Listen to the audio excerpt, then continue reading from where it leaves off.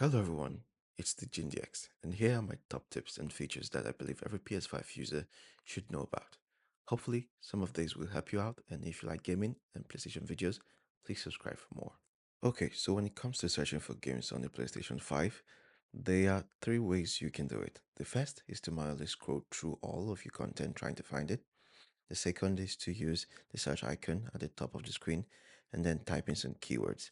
And the third is to use the voice command feature, which I'll be showing you.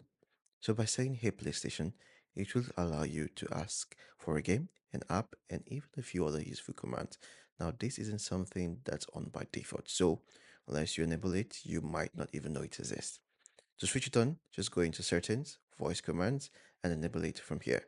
From now on, every time you say "Hey PlayStation," you will get this little icon at the top of the screen. And this is just telling you that it's heard you. Then you can follow it up with a command. So if I said, "Hey PlayStation, search for Requiem," it will bring up the results page where I need to say a number next to the game that I want to view. That would then bring us to the game page. If I say, "Hey PlayStation, play Requiem," it will skip the game page entirely and take me straight into the game. There are also some other phrases you can use as well, including "return to home," which will take you back to the dashboard, or "turn off," which will put your PS5 into rest mode. I'm sure there are far more phrases that you can test out, and hopefully they'll add more in the future. So we all know storage can be an issue on the PS5, especially storing 4K recorded game footage. I'll cover a tip on extra storage later, but this next one could be one that can save you some extra space today. So, every single time you get a trophy for a game, it shows you this little icon in the top corner, and that's pretty cool. You cannot beat that trophy popping sound when you are gaming. But what it also does by default is it takes a screenshot and records a very short video clip showing you when you unlocked it. Now, if you'd like to share your photos and videos of your trophies online, this makes a lot of sense. But for the majority of us, these just adds hundreds of extra files in a library that we'll probably never view. And you'd be surprised how much space these screenshots and videos take up. Now, you could leave these and manually go through and delete the ones you don't need, or you could go into Settings, Capture, and then Trophies. And then you can select to either not capture anything, capture just the screenshots and not the videos, or even write down to the type of trophies that you want to record. For me, I have no interest in those bronze trophies, so maybe I'll stick with the gold, silver, and platinum. And let's be honest, these will be rarer and the ones more likely to share online. Now, you might wonder how big these little 15 seconds clips are. Well, they range from about 20 megabytes to 40 megabytes in size. So if you imagine you've got hundreds or even thousands of those trophies, they will quickly add up. Okay, so did you know that every time you turn your PS5 on, the mic on your controller is on by default? Now, this is useful if you want to use those voice commands and features I talked about earlier, but not so much if you jump straight into a public match and don't realize your controller is on. So one of the first settings that I ever changed was to auto mute the mic on startup. Fortunately, when your mic is muted on the controller, it's obvious with a little orange LED. So it's not like you would forget that you're mute when you're talking, but it saves you from embarrassment if you've booted up your PS5 and you're talking to somebody else in your room when a mate jumps into your lobby. So all you need to do is to go into the settings, then sound, microphone, and change the microphone status when logged in from on to mute. From now on, every time you turn on your PS5, the mic will be muted by default. And talking about the mic, if you press the mute button on your controller to mute the mic and any compatible headset that you've got on. But if you press and hold it, it will mute your mic and all of the audio at the same time. This is useful if you need to quickly turn off the volume of your TV or your monitor. Instead of looking for and grabbing the TV remote and fiddling around with the buttons, just a quick press and hold of this button and all of your audio is muted. Do the same again and the audio will come back. Oh, and how many times have you been in a party and you just want to jump into the settings of that party? Well, instead of tapping the PlayStation icon on the controller and then navigating to the game base, just double tap the PlayStation button on the controller and it will take you straight to your current party. When it comes to storing recorded footage on the PlayStation 5, there are many methods you can employ to manage your media library. The cheapest and most straightforward approach is to utilize one of the external storage solutions available. These devices simply plug into the USB port on the PS5, providing you with an additional storage option for your recorded or edited 4K images. Personally, I find the option of using external storage solutions to be highly convenient and cheap.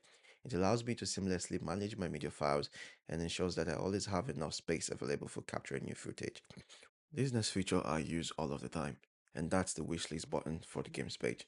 So sometimes a new game will come out and I think to myself, I do want to play it, but right now I just don't have the time or money. So instead, I just add it to my wish list. What this does is it not only adds all the games I'm interested in into one list on the PS5, but it also notifies me when those games are reduced in price or added to the PlayStation Plus. I got to play Shifu this way.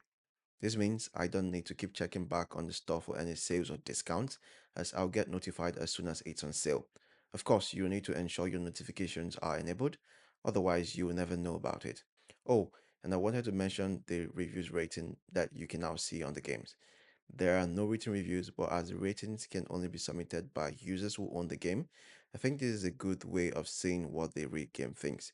You can view and add your own for any game that you've bought just by clicking on the review and submitting your star rating.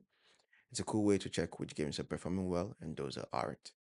Okay, so how many times have you wanted to boot up your PlayStation 5 either early in the morning or late at night, but this sounds prevents you?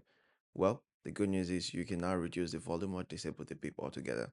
This means every time you fire up your PlayStation 5, no one will hear it. All you need to do is go into the system settings, then beep, and you can adjust it from here. I've not turned mine off completely as I do like the sound, but it makes you wonder why it was so loud in the first place. So the question is, would you rather have the PlayStation 5 in silent mode, or are you happy with the beep? For me, I'm quite happy with the beep. The next one is quite a recent one, and that's the new security features that PlayStation has introduced. Sony just launched the passkey functionality for the PlayStation 4 and the PlayStation 5. This means you can sign into your account and your console without the use of a password. It is designed to keep your account and your console more secure, and I will highly recommend using it. All you need to do is go to your account management, select security, and sign in with the passkey. Essentially, to make your mobile or your mobile device a trusted device that won't need a password to sign in. And while we're talking about security and privacy, you also have full control over how much you share online. So my advice is to take a look through your privacy settings and just make sure you're happy with everything you're sharing. My account is actually on full lockdown. Also, if you want to appear offline before signing in, press the menu button on your controller on your profile picture here, and you can choose to appear offline before even signing in. And talking of games, if you subscribe to the PlayStation Plus, whether it's the Essential Plan or anything higher, we get those free monthly games every month. And my advice is every time they add new games to the store, make sure you add them to your library, even if you have no intention today or even these months to play them. Because as soon as you've added them to your library, you will essentially own those for as long as you have an active subscription. Like I've added these games, which I know I won't be playing anytime soon, but as they're free, I can always come back to them in a few months and play one of them then. And because I've already added it to my library, I won't need to pay. You know how we have the 11 most recently played games listed on the homepage? And if you happen to have more than 11 installed, as soon as you open the 12th game, it will obviously push the last game off the list. Well, sometimes there are games you always want to play or have quick access to, and once it's bumped off the list, you need to go looking for it. Well, a better way is to pin your favorite games to the home screen. You can actually pin up to 5 games, which means these games will never leave the home screen. All you need to do is press the menu button on that game and select pins at home. You can choose their position or where in the line they sit, but you can at least have them permanently on the list. So, I still ask myself this a lot even after owning a PS5 for a year. Do I leave my PS5 in rest mode or do I shut it down completely?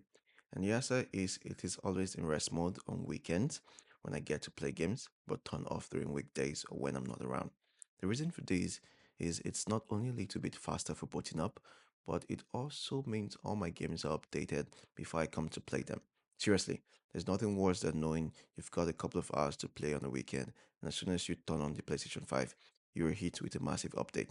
So my advice is to leave the PlayStation 5 in rest mode when you frequently play and to turn it off if you won't be playing for a while. Not only that, make sure you have these settings enabled on the PlayStation 5. You want to make sure your PlayStation 5 can connect to the internet and download your games on updates. And it also means you can access the PlayStation 5 via remote play.